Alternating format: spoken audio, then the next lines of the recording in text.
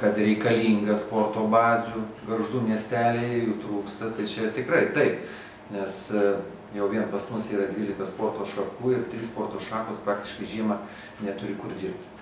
O dėl daugiafunkcinio, nu tai čia viskas tame ir būtų, aš taip suprantu, jeigu atsirastų daugiafunkcinis, tai tos sporto šakos, sakykime, mano išvardintos, jeigu jom pagerės sąlygos, nu, tai toks centras būtinas, nes vaikai eina į tas sporto šakas, mėgsta ir rezultatai yra.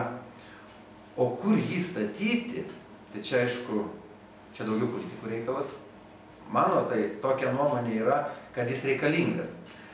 Jeigu jį daryti čia, pas mus ant pakilos, viskas būtų viename.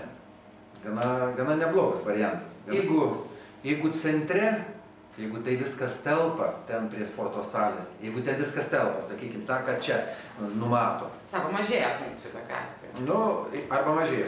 Jeigu viskas telpa, tada gal irgi nieko, kadangi centras. Bet, nu, aš už tai, kad čia būtų. Kadangi mes jau čia ir esam, ir jau sunkiai atletika pas mus yra, nu, būtų viskas viename. Ir aišku, jeigu toks baseinas dar atsirastų, tai dar didesnis vaikams pasirinkimas sporte. Plaukimo mokymas ir labai geras sporto šaka. Nu, parkas, mūsų parkas, Gargždų senas parkas ir nemanau, kad Lietuvoje dar yra tokių analogų. Nu, tikrai yra su gražiu slėniu, labai puikia vieta, kur praleisti laiką. Ir manau, kad nelabai manau, kad reikėtų čia daryti kažkokią tyliąją zoną. Čia turėtų būti vis tiek, nu, yra visokių reikalų, yra ir sušaudyta kažkas ir panašiai, nu, čia kiti dalykai. Bet čia toliau kažkur tai galima būtų plėsti ir gana tokį užimtumą žmonėm aktyvesnį. Nu, aš pats aktyvus visą gyvenimą, aš už tai.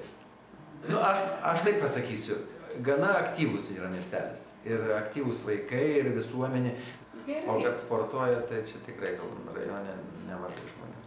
Nu, priklauso ir nuo pačių žmonių, aišku, priklauso ir nuo organizatorių. Jeigu tu žmogų pajudini ar panašiai suteiki jam galimybės ir geras sąlygas, kodėl nepajudėti?